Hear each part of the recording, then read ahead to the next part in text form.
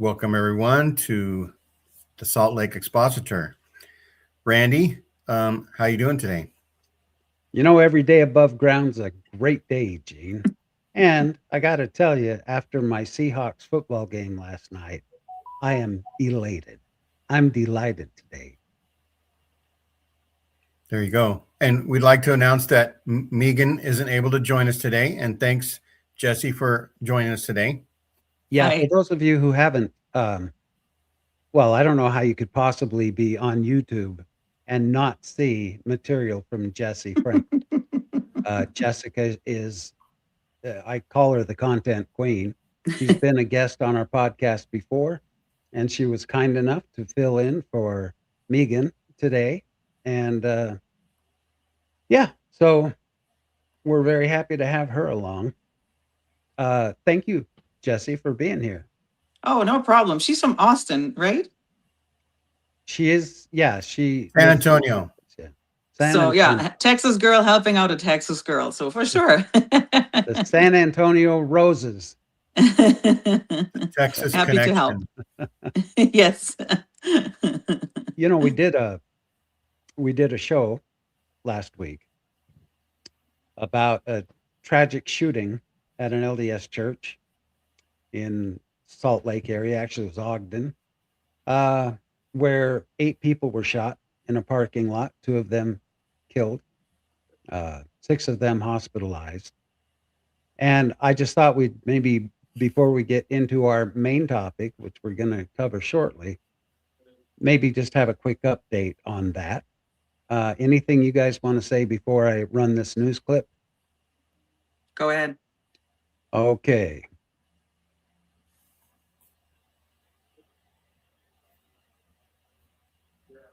Well, not letting me add as long as we have Nemo up there. Oh, did I forget to switch it over? Yes, you did. You're in trouble. Can I, you want to take him off real quick and I'll throw this up there? Yeah, let's see. Guess I can. Looks good. Okay, cool. All right. Ladies and gentlemen, here we go. From a deadly mass shooting outside a Church of Jesus Christ of Latter-day Saints meeting house in Salt Lake. And neighbors are worried that no one's been arrested. Yeah, our Bion Wang has been talking to them about how they've been handling the situation. Well, as you can imagine, a lot of the residents that we spoke to were afraid to go on camera after learning that the shooting may have potentially been gang related. The police department says that is definitely one aspect of the case that they're investigating after already confirming that some of the individuals that were on scene on the night of the shooting had some gang affiliation. But there was one woman that we spoke to here who said that she was so fed up with all of this that she wanted to go on the record to talk about the impact the shooting has had on her community. If a bullet would have missed, it would have hit us, it's scary. Tanya Valdespino, along with several other residents, live right next to the church parking lot where an exchange of gunfire erupted outside a memorial service last week, killing 2 and injuring 6 others. Authorities have yet to take anyone into custody. I just wish there was a little bit more to be done about it. Some more information, somebody to come up, somebody to say something, but I also wish, we could get some more results quickly, because it's kind of scary to have those people continue to be free on the street. Salt Lake City Police spokesman Glenn Mills says he understands the public frustration. I know there's a really high demand for answers from the community, and rightfully so. I know there's some frustration associated with that. We're also frustrated. The biggest obstacle authorities continue to face. There are people out there that know what happened, and they're not cooperating with this investigation. So first and foremost, that's the biggest obstacle that we are facing at this time. Even the victims' families aren't cooperating with you guys? That's correct. Mills added that this case remains a top priority and that investigators are sorting through evidence on the back end. As for potential suspects. So it's safe on the record for us to report that right now the Salt Lake City Police Department has absolutely no idea who opened fire that night. We're still working to piece that together, correct?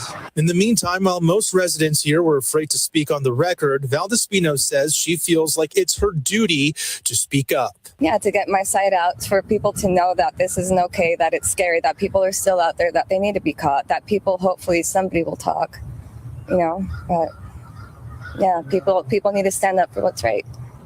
And while the police department continues to follow all potential leads in this case, they are urging anyone with information to give them a call. You can even do so anonymously. The number to call is 801-799-3000. In Salt Lake City, I'm Bayan Wang, ABC4 News. There you What do y'all go. think about that? That was brave of her, but she wasn't trying to point fingers at anybody in particular, just trying to say, hey, if you are withholding information, that really affects our whole community. Right. What do you think, Jessica? Does it have anything to do with the people that were holding a funeral inside the church? For those of you who don't remember, there was a memorial service going on, a funeral, and turns out that this is supposedly gang related, and that a car pulled up to the parking lot where several of the funeral attendees were out. One was out, I think, getting something from his vehicle. It was some baby formula, and the other one was doing something, and a car pulls up and shoots them both. And as people run out, they picked off another 6 people, which is very scary. Do you, Jesse, do you see this as being gang related? And what are your thoughts about that? Well, when the news broke, right, obviously it was shocking. I would even say for me, who didn't grow up in Utah, have not much experience with their culture, and I wasn't even aware that there's much of a gang problem in Utah. I would say most people outside of Utah don't think of Utah and gang problems. You think of maybe the Bronx and Manhattan and California and LA, right? But not Utah. So that was one thing. And then it was a funeral, which was kind of an odd thing set up. And then the whole LDS chapel involved. So you were like, was it against LDS? Like for me, it was quite disorienting. Where is this coming from? Who is aiming who? And then the whole gang violence aspect of it was, honestly, I had to do a little bit of research and was just like kind of like, what are they talking about? Who are those gangs? And if you want me to read right now, I saw a woman from that community who actually quite interesting to me, because I would say I was naive. I took the news for what it is. Okay, gang violence, whatever that means. But I think Utah has, as we all know, I mean, that I'm aware of, has a complicated racist past. So that's no news. But this actually falls into it as well, which is, the nicest word is sad, but it's also disturbing. So I just read her words. Thank you. When violence happens in Utah and the people involved are brown or not Mormon, the word gang gets used fast, often before facts, often without care, and almost always without context. It functions less as a description and more as a signal. This is not us. But here's the part we keep refusing to face. Most violence in Utah is committed by Mormon men against their own families. That includes domestic violence, child abuse, sexual assault, family annihilations, and decades of institutional silence and protection. These cases are so common they barely register as shocking anymore. They are framed as tragic, isolated, or mental health issues, rather than what they actually are: persistent systemic pattern. Utah does not have a violence problem because of immigrants, Pacific Islanders, or gangs. Utah has a violence problem because of patriarchy, entitlement, religious authority, and a culture that prioritizes reputation over accountability. When violence happens inside a Mormon home, we soften the language. When it happens outside that image, we sharpen it. That discrepancy should trouble us. Calling something gang related doesn't make anyone safer. It doesn't prevent the next act of violence. It simply redirects fear away from where it statistically belongs, away from where, and places it onto communities that are already over-policed, over-scrutinized, and under-protected. If public safety were the real concern, Utah would be pouring resources into domestic violence prevention, survivor support, mandatory reporting without church interference, dismantling cultures of male authority and silence. Instead, we get whisper networks, PR statements, and the quiet expectations that women and children endure harm for the sake of family and faith. That's not safety, that's denial. You can condemn violence without racializing. You can mourn victims without turning into an entire community suspects. You can love Utah while still telling the truth about where its danger actually lives. What's sad isn't that Utah is more dangerous because of who lives here now. What's sad is how long we've refused to look honestly at ourselves. Most violence in Utah happens behind closed doors, not in gangs by white Mormon men. Amen to that. What do you think, Gene? Yeah, even though this is a traumatic thing to have shots fired, in the neighborhood, and it's unique, it the news covers it and makes it seem like that's the big problem. So wherever the news is on something, that's the big problem supposedly. But there's this underlying things. There are underlying issues all throughout Utah, we'll say, and Mormon land that need addressing. And so it's good for, I think that was Amy Bad Wife Green that She at least posted forwarded that. it. Yeah. She forwarded it from somebody else. Okay. And so, yeah, that is a very deep problem where it's not newsworthy all the time. And then a lot of times the church covers up its own little things that happen in each little ward or stake. Isn't it funny? Not funny at all, but Jessica, in the post that she was reading, when a gang related, or let's say people of color, there's a problem or anything, the church is all over it. But the majority of the crime that happens in Utah, like we just heard, is actually the patriarchy of old white men who are actively abusing and SAing children. It's a widespread problem. And how much do we hear about that from the church? Not a freaking thing. No.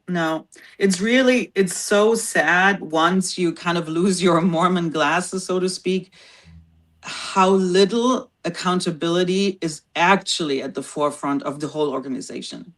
It's always the good look. We're wholesome families, we're wholesome priesthood holders, and sure, we value women for being mothers and wives. But it's so surface leveled, and there's not even an interest in looking a little deeper, seeing that the world is way more diverse, way more colorful and deep than black and white and right and wrong and woman and man. It's a really childish, almost, I would say, view of the world where you ignore way deeper problems that they cannot even differentiate, I would even say.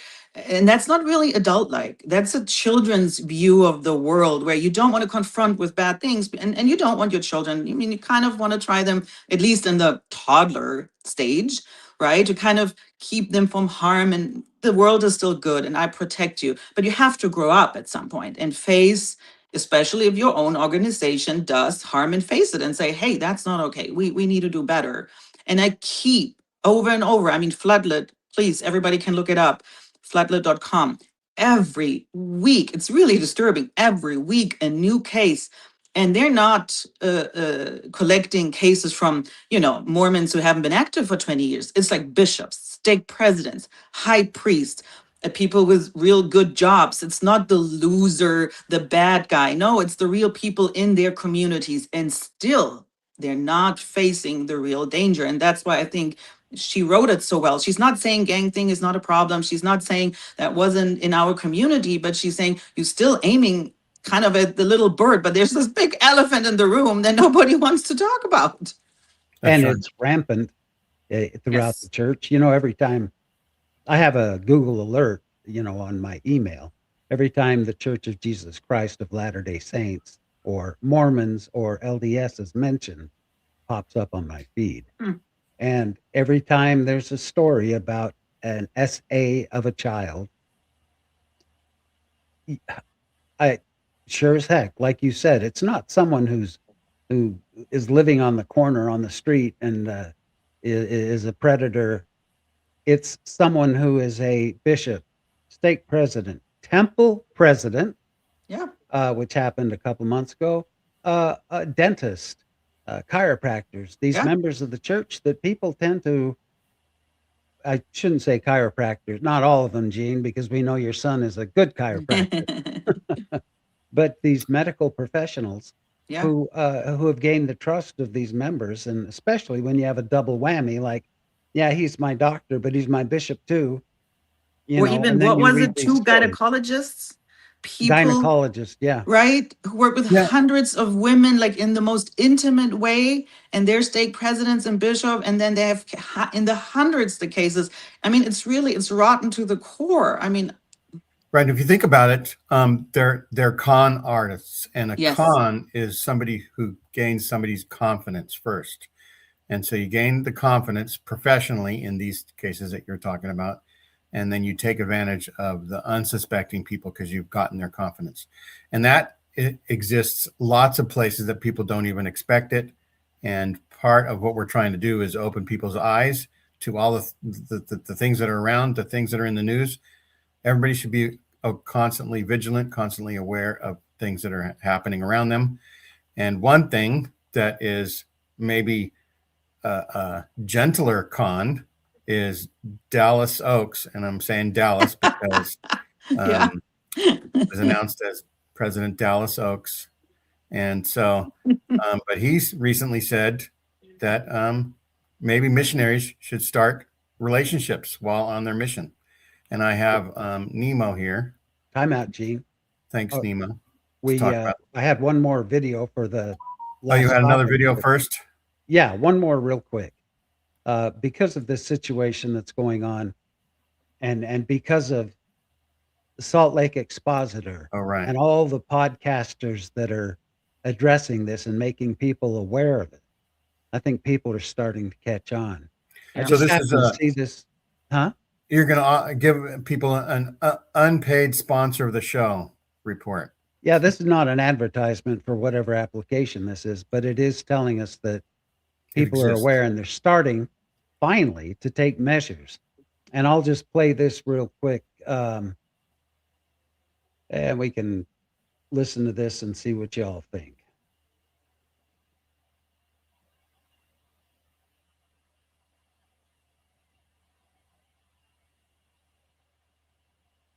Texas and I investigate crimes against children, which includes internet crimes against children. I'm a detective in Texas and I investigate crimes against children, which includes internet crimes against children. In one of my most recent posts, I was telling parents that over 90% of child sextortion victims are males between the ages of 12 and 17. Since that post, I've had tons of parents reach out to me in comments or messages and tell me that they found out their child was being sextorted in one of two ways. Either the child came to the parent and told them what was going on, or the parents do routinely weekly checks of their child's device. This is where I preach the importance of having parental controls on your child's device. Me and my family, we use the Bark phone. There's also a Bark app and there's a Bark watch. But in a sextortion case, the Bark phone, the Bark app, the Bark watch will tell you if somebody is sending something sexual to your child or if your child is being sextorted or anything like that. In the event of a sextortion case, if a child is going to take their life, it's typically within the first 20 to 25 minutes of the first sextortion attempt. Finding out days later is going to do you no good. You need to know when it's going on right then and there. The Bark app, Bark watch, or Bark phone for your family could save you headaches, heartaches, and potentially your child's life. I'm really tickled to see that you know, these types of things are being done. Parents, watch your kids. Watch their phones. You know, Yeah. if you have a special app for it, great. Remember, not too recently, or not too far ago, the brother Wade Christopherson. The parents figured it out because they had luckily a good conversation with their kids. They were involved, and finally the daughter admitted that he wanted her to send explicit pictures. Right, another big Mormon man. Yep. He caught her in the Using- act. He Yeah. caught Using in the coded words on the texts to get satisfaction. And how did he want to get away? By repentance, right? Oh, I'll find my church leaders and then I repent and then we can cover this all up. I mean, that's why so many men in general find then all of a sudden their enlightening religious experience, right? They hope the churches cover them up. Same with Boy Scouts and so on and so on. It's like, don't we see it now? Don't we see? Shouldn't we do better in general with churches and religious institution? Like you will not find this in like sports events. Like there's background checks. All those people who work with children, you cannot easily get access. But hey, if you're religious, we trust you blindly. And Mormonism is the worst, if you ask me. Like we're so blindly trusting our own people. It's really disturbing. Well, and the reason we're the worst, not we, I'm not part of them. The reason they're the worst is because they don't do background checks. They don't do any vetting when they issue a calling. And when someone is guilty of this and they repent, the church is like, Exactly. well, they're washed clean, so no biggie. Can you imagine a school that had a predator as a teacher Yep. and was SAing the children and then got fired for it? But then, you know, after a couple of years, they Is able to say, repent. okay, you've repented. Go ahead and come on back. Let's put our kids in danger again. And then, there's the Exactly what other the aspect church in is doing. Mormonism. You have like kind of like this weird respect, honor for hierarchy. So the higher Right. you get as a man in Mormonism, the more trust and access you have to data, to children, and the more the people or members trust you blindly. Like because you cannot imagine a stake president would ever do such a thing, right? So it's getting worse the higher up. Like I said, it's this weird of like more access and more trust. I mean, it's like a breeding ground. I mean, That's right. it's And you so know, dangerous. one thing that prevents Mormons, we'll say, from keeping track of things is being convinced that their only job in life is to get married young, as a check in a box in the temple, and start producing future tithe payers. Now, the Yeah. church doesn't say it like that, but Dallas Oaks has been upset that the age of getting married has crept up to the mid 20s. What a shame. And here's Nemo talking about that problem. I mean, that announcement that Hold up. I can't be the only one who remembers that Mormon missionaries were supposed to lock their hearts, right? They certainly weren't meant to be dating one another. I only ask because the prophet of the Mormon church, who incidentally didn't serve a mission himself, seems to have just turned this completely on its head. He now appears to be actively encouraging missionaries to meet their future spouse while in the mission field. Don't believe me? Here's the quote. In the time that we have lowered the age for young men and for young women in the past, we've seen an increase in people who meet someone in the mission field and marry them, Oakes went on to say, which is perfectly appropriate if it doesn't start too early in their missionary service. But what was inappropriate last week now suddenly is appropriate, celebrated, and encouraged. And no, Mormon missionaries can't necessarily date one another in the traditional sense, but the fraternization that was once strictly discouraged is now seemingly getting the green light, as long as it's not too early in their missionary service. And that does beg the question, what's the cutoff? Only in the last 3 months of their missionary service are they allowed to, get interested in each other? I'll tell you what, it's a good thing I've developed a strong neck to withstand the constant whiplash that is Mormon doctrine, teachings, and standards. The change to garments would have probably broken my neck otherwise. But hey, maybe I've got this wrong. So as always, let me know what you think in the comments. How ridiculous. How ridiculous is that? When I was on my mission in 1978 to 1980, if you even looked at a girl wrong, you were either sent home or transferred. If a girl, I I was telling my cohorts today, when I was on my mission, I was serving in a city, and this girl in the ward, in the branch, that I had no interest in whatsoever. I mean, not even an inkling of anything. But she said to her family and some friends, "I'm going to marry Elder Watts." And I had nothing to do with that.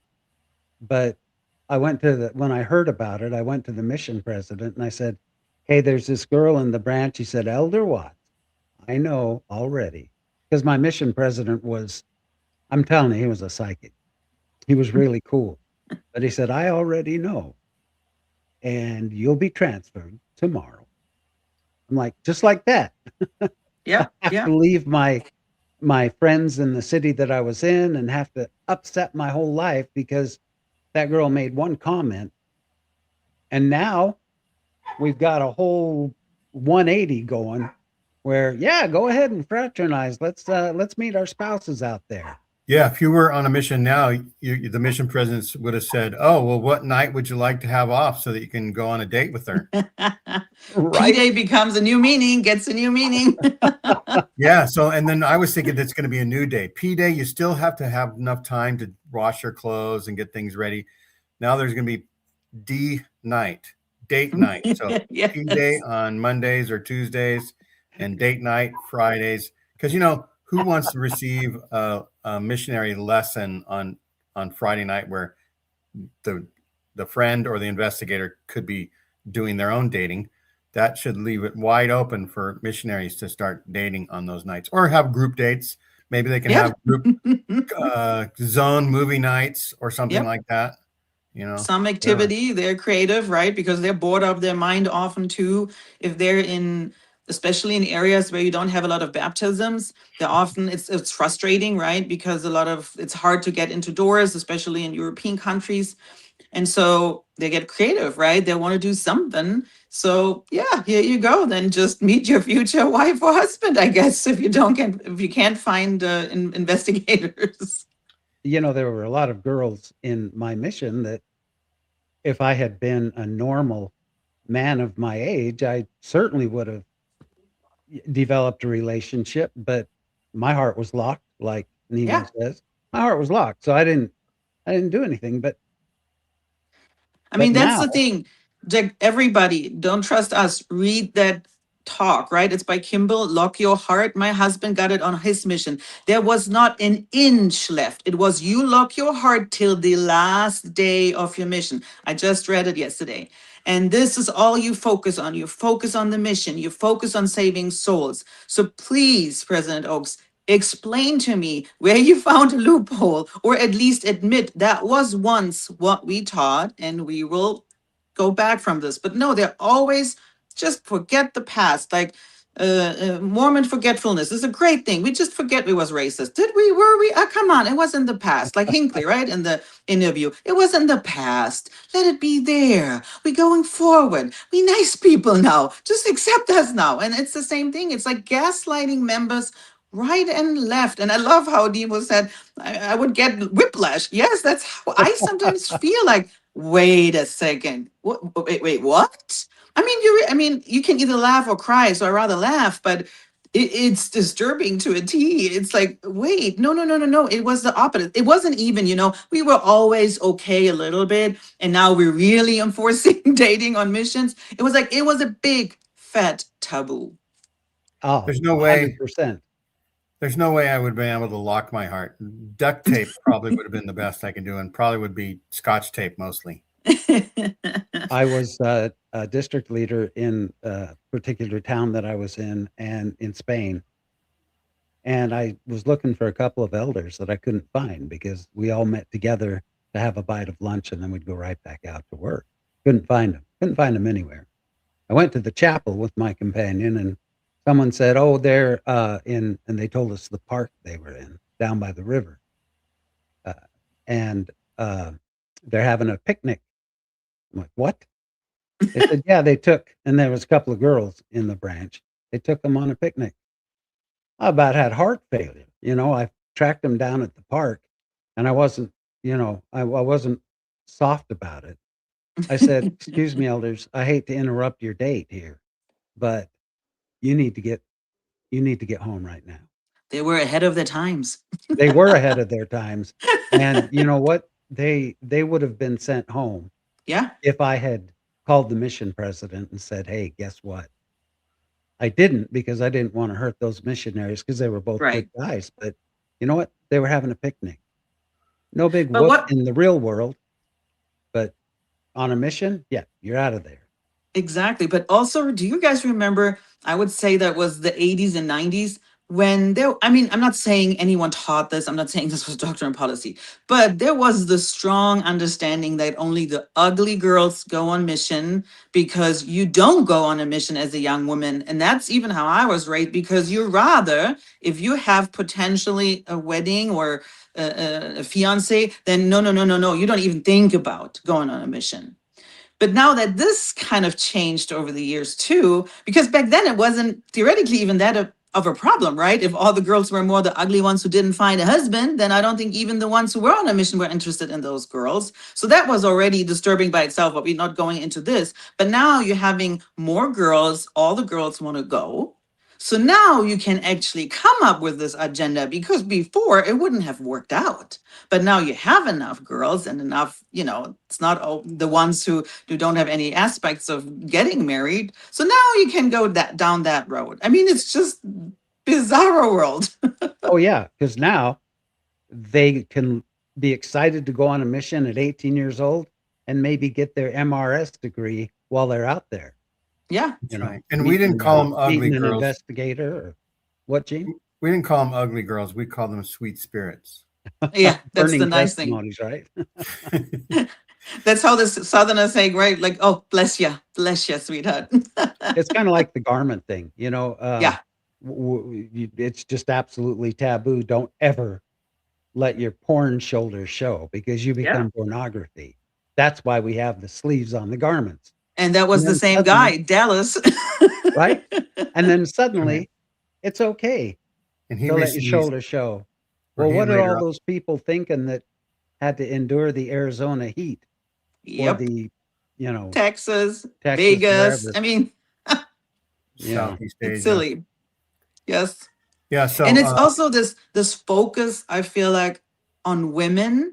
Like we all know the target group who's leaving right now the church is more female. And I'm wondering if that's actually helpful. So to me, it's just speaking again, it's not a prophet in the land. It's an old guy who's stuck in the past and has no clue that's not at all what young women want to hear right now.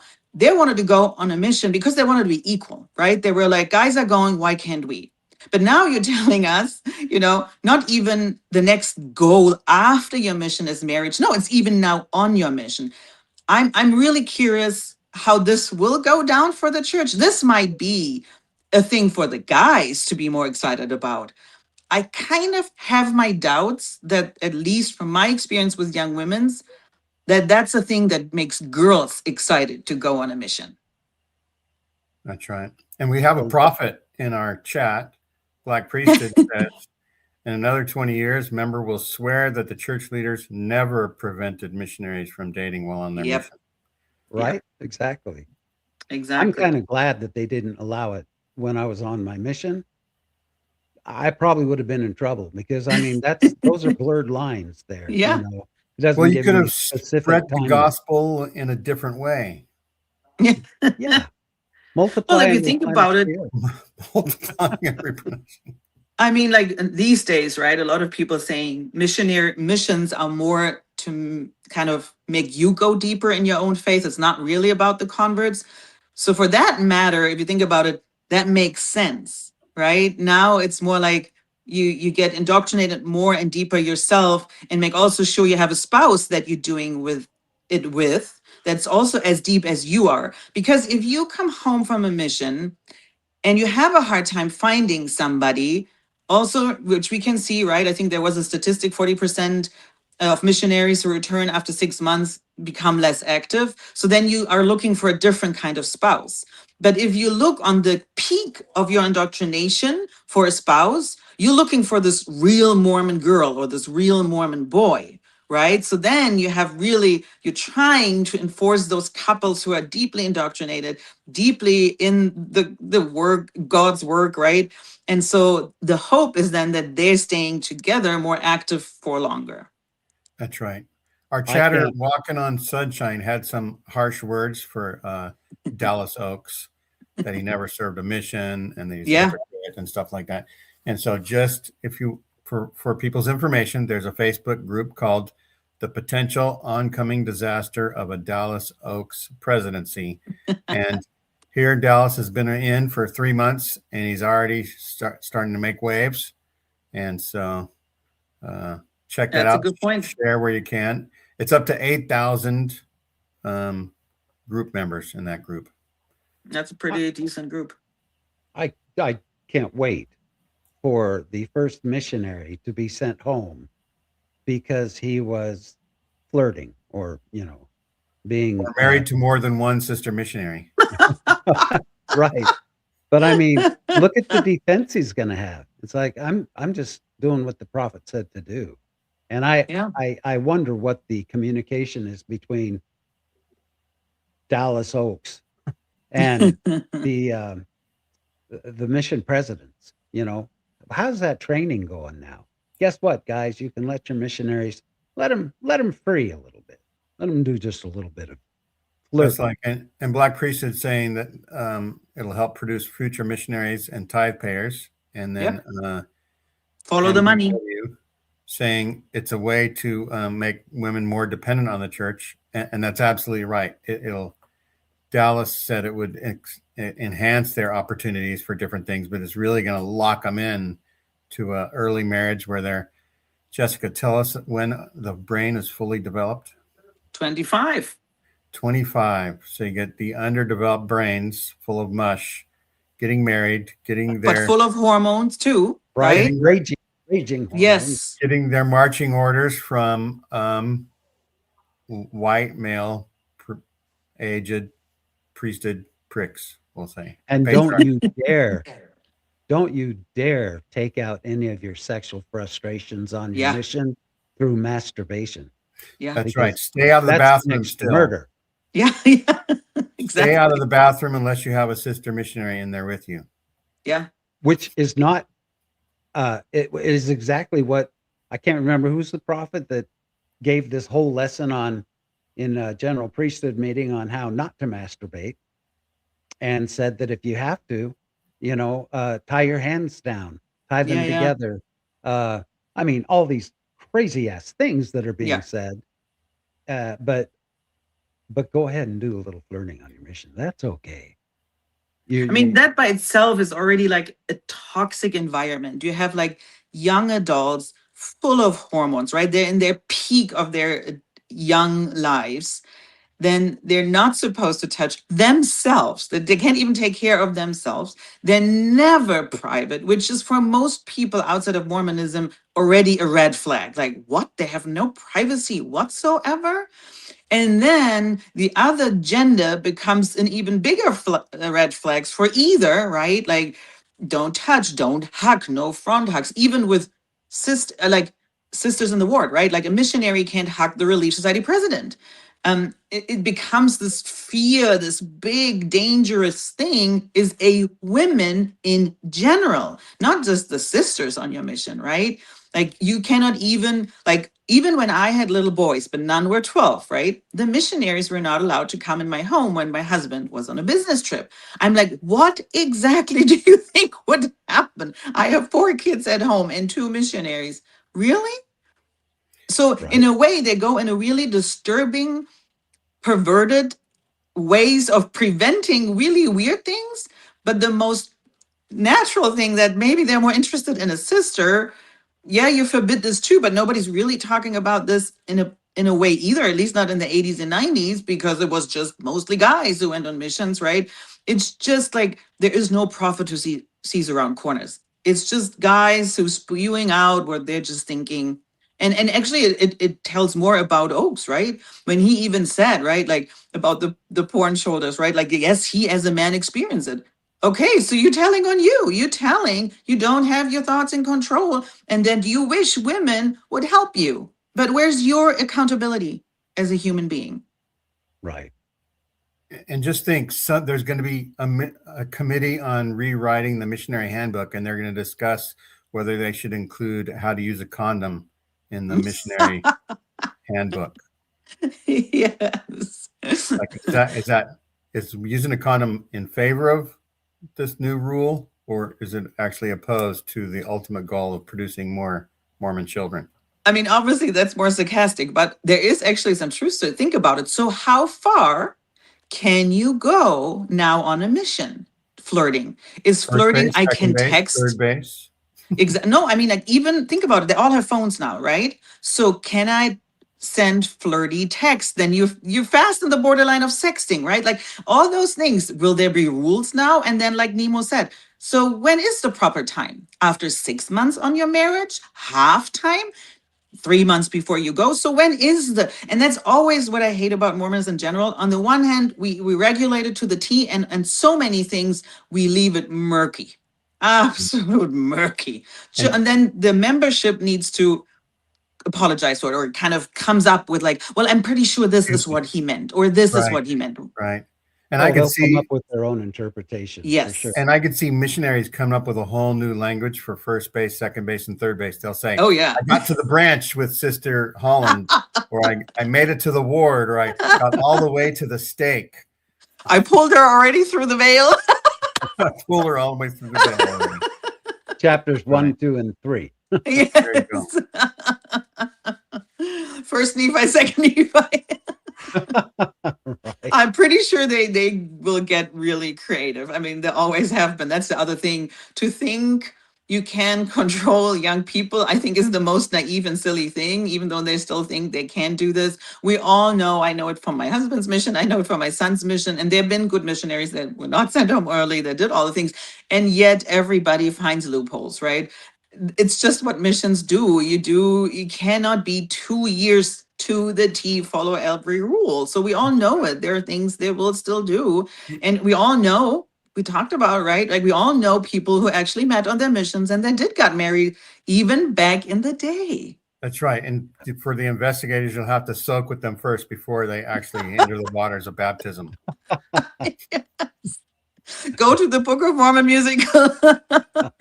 You'll see. You know, and there's a number of homosexual missionaries Yeah. that go out into the field. And Yes. guess what? They're going to be doing the same thing. They're going to be flirting with those that they find that are also gay. And of course, that will lead to, you know, I mean, it's one thing to have heterosexual people have flings on their mission, but gays, oh my gosh, which kind of leads into another topic that I kind of wanted to discuss today, Mhm. is how the Church of Jesus Christ of Latter-day Saints treats their gay members. You know, they say everyone's welcome. Well, you know what? That really tips off my bullshit meter, because everyone isn't welcome. No. I have 2 sons. I have 4 kids. 2 of my kids are gay, and I would take a bullet for any of my children. I love them all Yeah. equally and dearly. I get a little passionate when I discuss this topic. When I lived in Mesa, Arizona, there was a bishop in my stake whose son, my son knew, and they couldn't find their child, and they went out looking in the backyard, and there he was, hanging from a tree. And he Oh. was just a very active, incredible kid. But he left a note saying that he felt like he was no good for the family, Oh my and God. that, you know, he wanted to release them of this burden. Oh my God. So What a responsibility to have on your shoulders as a kid. You know, I mean, that by itself should put everybody on their knees and do better. yep. And so, you know, he took his life in the name of shame. Right. Yeah, And if people right to don't the heart. understand why a gay Mormon might feel that way, Randy, do you want to share the thing that you have as a means of showing why? Well, sure. I'd like to share this, and I've played it on our.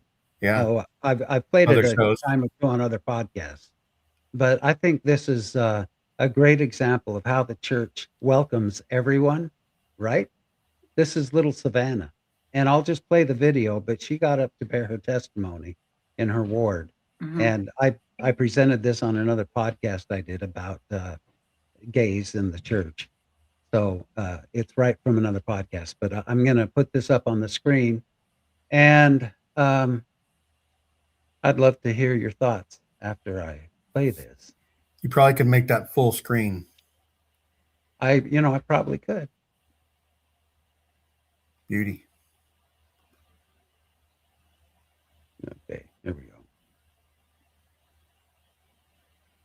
Maybe you have, but this breaks my heart every time I see it. Little Savannah. Well, I'll just let the video talk for itself. I'm like already uncomfortable. I have seen this.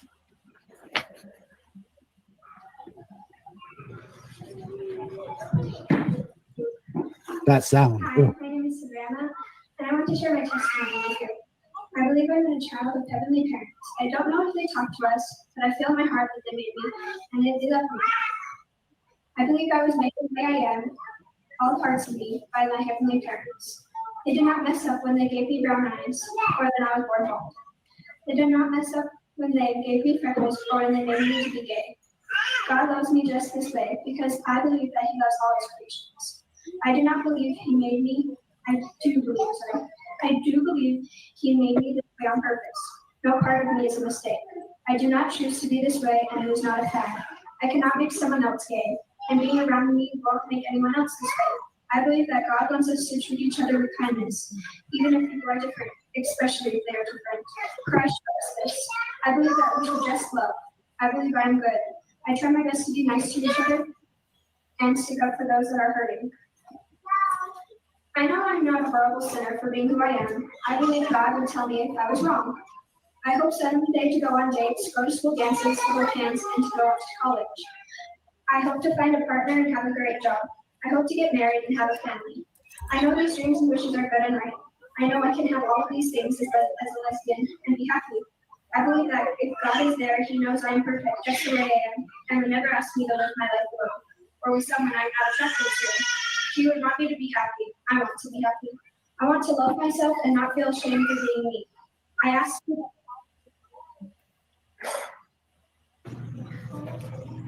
Oh my God.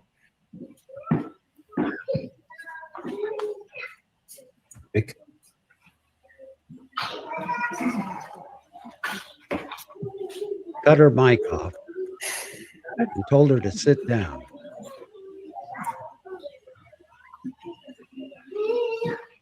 Sisters, I also was recognized that we are all children of God.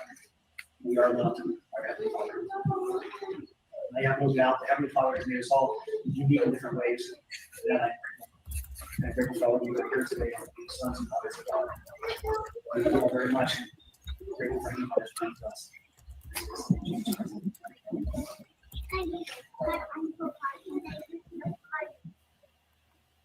Do we know what's happened Here's the rest of it. to her since then? And not feel ashamed for being me. I ask that you all pay close attention to what you say. You never know who's listening. I had dreams of going to the temple and getting married, and I was very sad when I found out that would never happen for me. And today I choose to find my joy outside of my old dreams from when I was little. I have new dreams and know my earthly parents and heavenly parents love and accept me just the way I am. Amen. What a beautiful kid. Right? Do we know who they are now?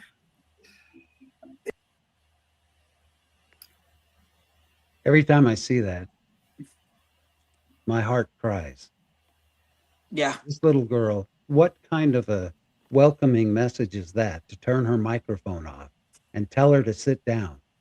And shame on them. Shame on them as an adult that you're not capable of sitting through this.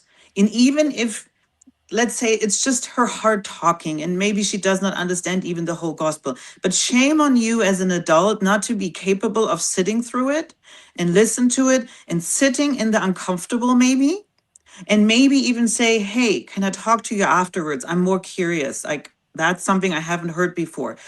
It's just so sickening. Again, it's just like, don't tell me you welcome the LGBTQT. Don't tell me, because you don't. It's some members, yes, some members, but it's not the institution. And if you have that mantra of love the sin, not the sinner, well, love the belief, not the believer, not the belief. I hate your belief too. So do you feel better? That's I don't right. think so. And she was just sharing what she felt. She felt Exactly. God loved It her was her heart. as It was she just her heart.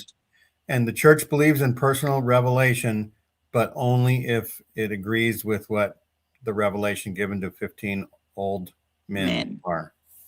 And I thought it was so beautiful how she started, right? Like, God doesn't make mistakes. God doesn't mess up. And I was like, that's actually a clever way to give us all, I mean, Mormons, a loophole to say, wait a second, that is actually true. If we believe God doesn't make mistakes, we are the crown of his creations, right? So then we should find a way. And then if we are capable of saying that, there's eternal polygamy, that to this day, a man can marry multiple women in a mainstream Mormon temple, of course, after divorce or death, right? Not same time, but still. If we are capable to allow this and being okay with it and saying, well, we don't know what God really wants to do with this, then there is plenty of room to seal a woman to a woman and a man to a man and say, we don't know how God will make it happen, but we rather err on the right side and on the kind side. And that, if you ask me, would be Jesus. That's how he handled everything, on the kind side, on the ones who are on the outer skirts of community. Then on the hard side and being more the Pharisees who were holding on to the letter to the T. Well, that was the Old Testament, wasn't it? But yet, Mormons like to hold on to their, really crappy handbook that's more important to the Bible and the Book of Mormon altogether, where it's like, find a better way. This is not human. This is just an organization who's crappy. That's right. Exactly. And there's also, there are some good people in the church. Absolutely. And similar to this story, I want to share it now. And it's from Megan Hayes. And I can make this full screen. I think so. And I'll play it and it'll be self-explanatory.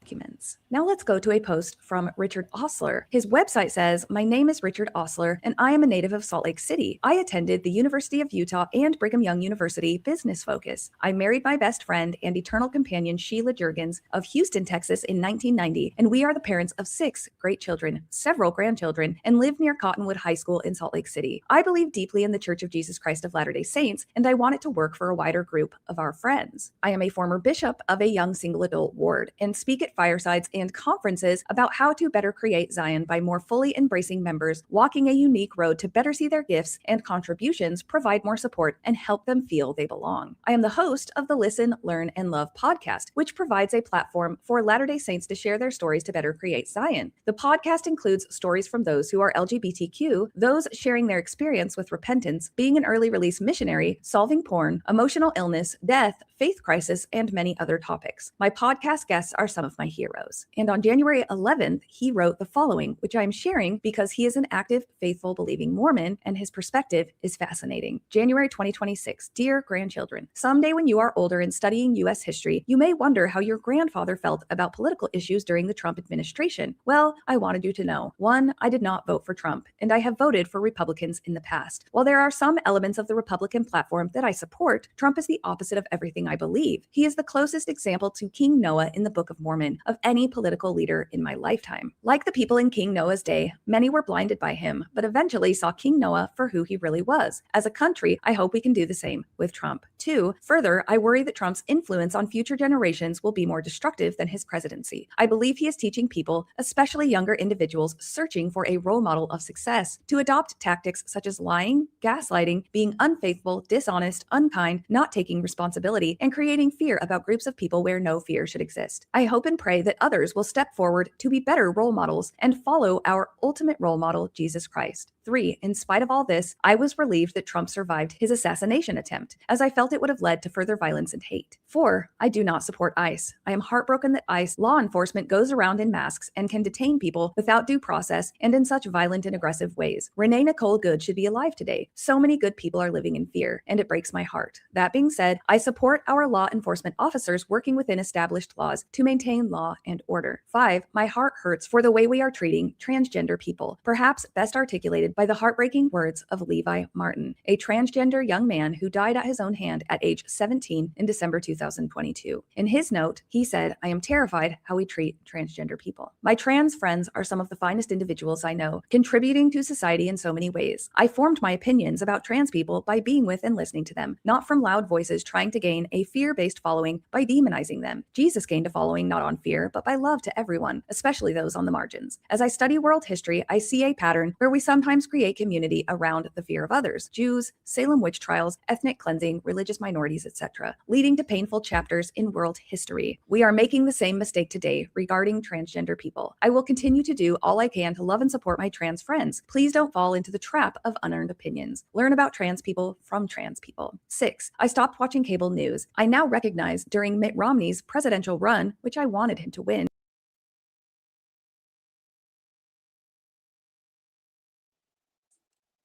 That's good enough for now because we wanted to talk, Randy, about how the death of somebody is in a way caused by the church. Well, I think it's tragic on so many levels.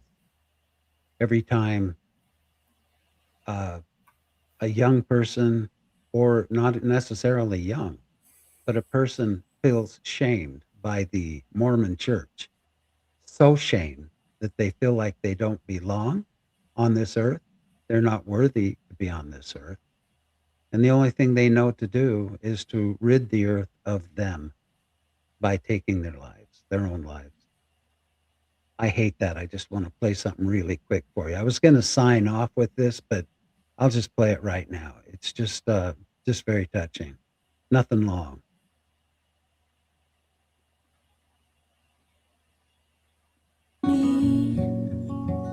And I've been talking to his dad. It makes me so sad when I think too much about it. I can't breathe. And I have this dream where I'm screaming underwater while my friends are waving from the shore. And I don't need you to tell me what that means. I don't believe in that stuff anymore. Jesus Christ, I'm so blue all the time, and that's just how I feel. Always have, and I always will. I always have and always will. You're older than me, and I've That is on my TikTok channel, and that's been viewed more than any other video I put up. Most people know someone who's been through this. That was Stuart Mattis, who went to a Mormon church in Los Altos on February 25th, 2000, and had a note attached to why he was committing suicide, and it had to do with the church's teachings. And let's also make sure, I feel like, at least from the Mormon side, I still hear they want to portray it as rare, that hardly happens, right? There is an epidemic, especially in Utah, with LGBTQ unaliving themselves, right? So that's one point. And the other is, like, I think a lot of members, because like we said, there are a lot of good members, feel because they don't have any hate against them, then therefore that's okay. And they don't want to address the systemic issue we still have, that nobody comes out from the 12 to say it's okay. And I mean, again, let's take the Christofferson, right? I mean, he's an apostle. So he has one brother who is gay, and he has one brother who's a pedophile. Guess who got the most brunt for years and years and years? It was the harmful, kind gay brother. And here's a perverted, disgusting criminal. Let's say it how it is.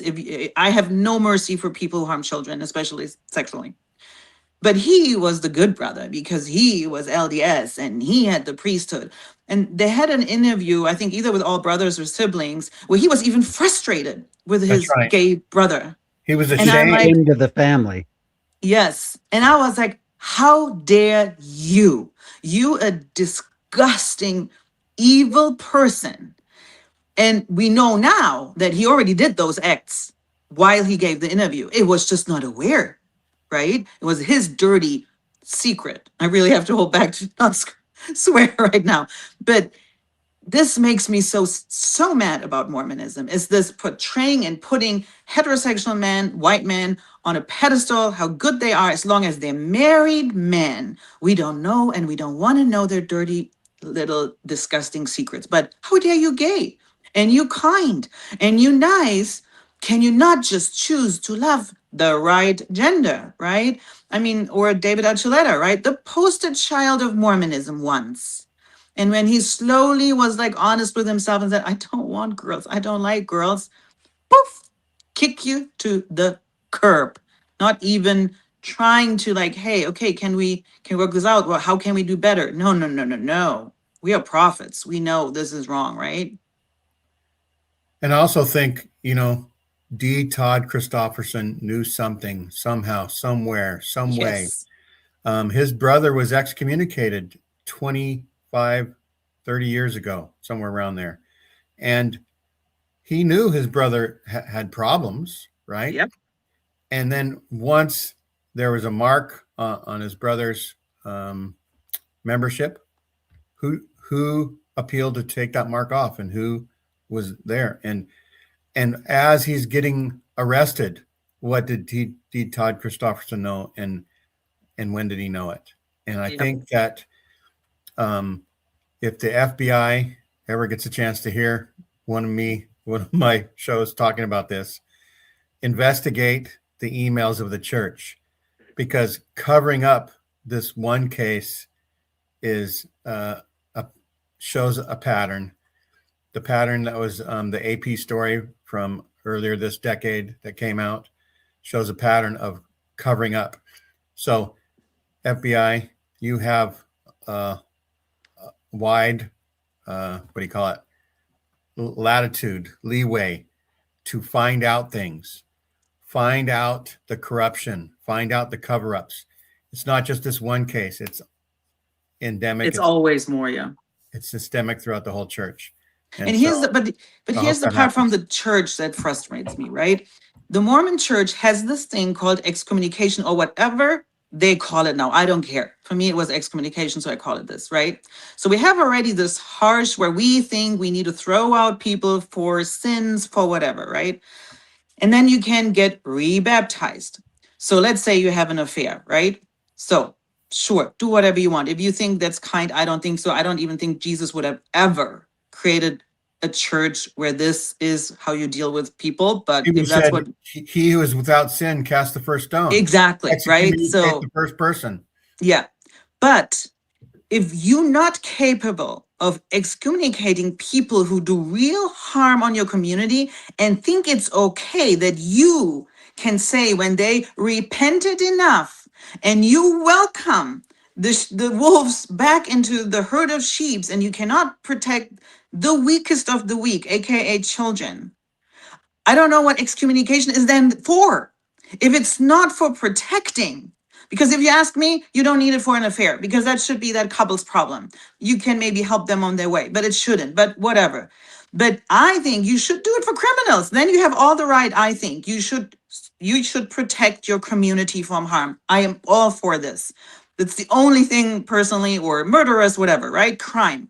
Yes, then excommunicate them. And even if they ever think they repented. I mean, we know, especially pedophiles, 70% of them can never really get rid of it.